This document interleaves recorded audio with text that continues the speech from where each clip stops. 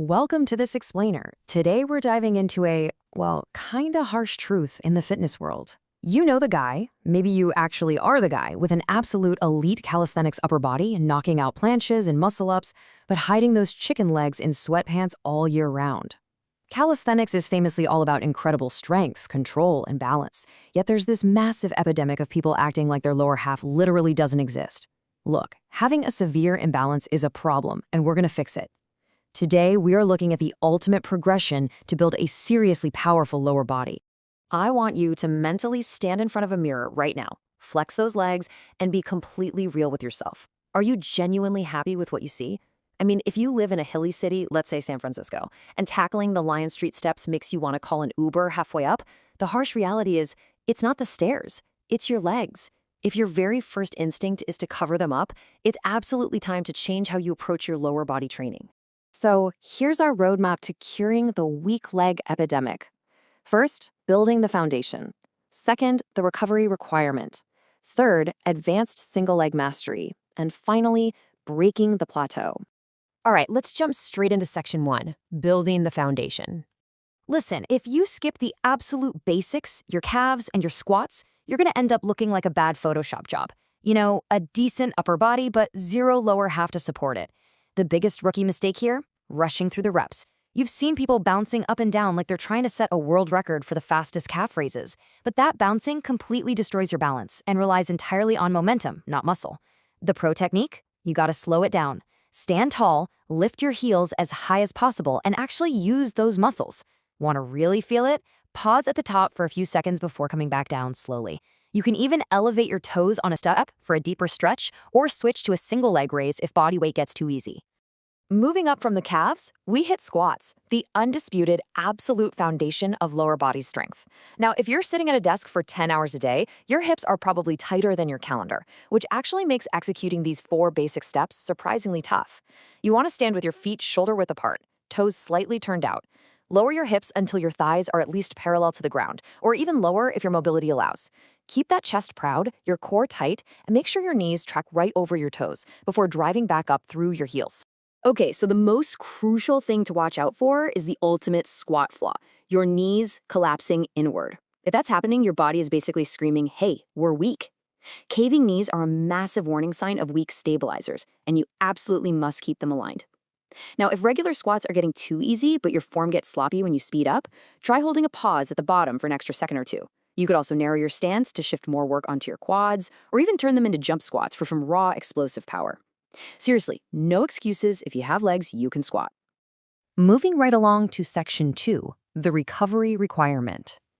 Before we hit the really brutal exercises in this progression, we have to talk about the hidden variable that is quietly sabotaging your leg strength: poor recovery. You might think just lying down means you're sleeping, right? Well, not quite. Weak sleep ruins strong workouts. Flimsy masks let in annoying bits of street light, and any light exposure actively hurts your recovery. You need a mask that blocks 100% of light, something like the Mantis Sleep Mask, to guarantee that deep, uninterrupted sleep your muscles actually need to repair and grow stronger. Bigger gains literally start in the dark. All right, section 3, advanced single leg mastery. This is where we cross into brutal territory. The Bulgarian split squat is your gateway because it forces each leg to work entirely independently. You pop one foot behind you on a bench and lower yourself until your back knee almost touches the floor. But look closely at the common mistake here, letting that front knee drift way too far forward. That completely overloads the knee joint. The proper technique? Keep your front shin vertical and drive all your power straight up through that front foot.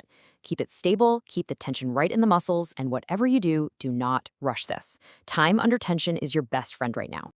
If regular squats are your foundation, pistol squats are the PhD in leg strength. I mean, balancing on one leg is tough enough, right? But extending the other leg straight forward, lowering yourself all the way down slowly with your chest up and your core engaged, and then pushing back up without swinging or using momentum, that requires an absolute mastery of both strength and mobility. And here's what's so cool about the pistol squat. It acts as the ultimate diagnostic tool for your lower body. The way you fail tells you exactly what you need to fix. Tipping over? That generally points to a mobility issue, not necessarily weak muscles. Falling backward? That almost always means your ankles are too tight. Losing your balance completely exposes weak stabilizers, and rushing it is just plain bad form. If you're struggling, grab onto something for balance and work on negative reps, lowering yourself with total control before standing back up with both legs. Now, if the pistol squat is the PhD, the dragon squat is an entirely different beast. It's a super advanced single-leg curtsy squat that builds raw strength, extreme flexibility, and deep balance all at the exact same time. If you've got weak hips, tight ankles, or poor coordination that you somehow manage to hide during standard squats, well, the dragon squat is going to expose them immediately. To pull this off, you start by standing tall and shifting your weight completely onto one leg. Then you bring your other leg behind and right across your body, like a really deep curtsy. Lower yourself as much as you possibly can without tipping over, and then push back up to a tall standing position. Do not rush this. Rushing this highly technical move will make you look like a falling tree, and it's a fantastic way to land flat on your face. Start by holding on to something for support until your hip and ankle mobility actually catch up to the demands of the exercise. Which brings us to our final section, Section 4, Breaking the Plateau. Okay, here is a vital reality check for anyone deeply invested in calisthenics. Because your legs carry your body weight all day just by walking around, bodyweight movements alone will eventually stop triggering new muscle growth. To get massive, powerful legs and permanently avoid looking like an upside-down triangle, you absolutely have to introduce external weights into your routine. A weighted vest is a real game changer for squats, lunges, and calf raises. Adding just a little extra load goes a long way. Want to take it further? Grab some dumbbells or load up a heavy backpack for those Bulgarian split squats we just talked about.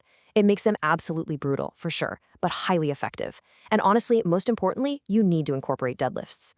Deadlifts are simply one of the single best ways to strengthen your glutes, your hamstrings, and your back all at once.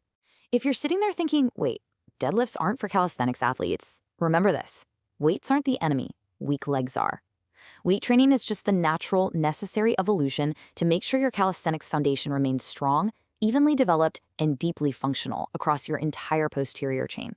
So it all comes back to this. Are you finally ready to stop skipping leg training? It is time to seriously evaluate your own routine. Train both sides of your body evenly. Treat your mobility like it actually matters. Master these 5 core movements, and use the weighted tools we've outlined to push way beyond your limits. Because ultimately, what is truly stopping you from building that perfect, unshakable lower body foundation starting today? Your legs are waiting.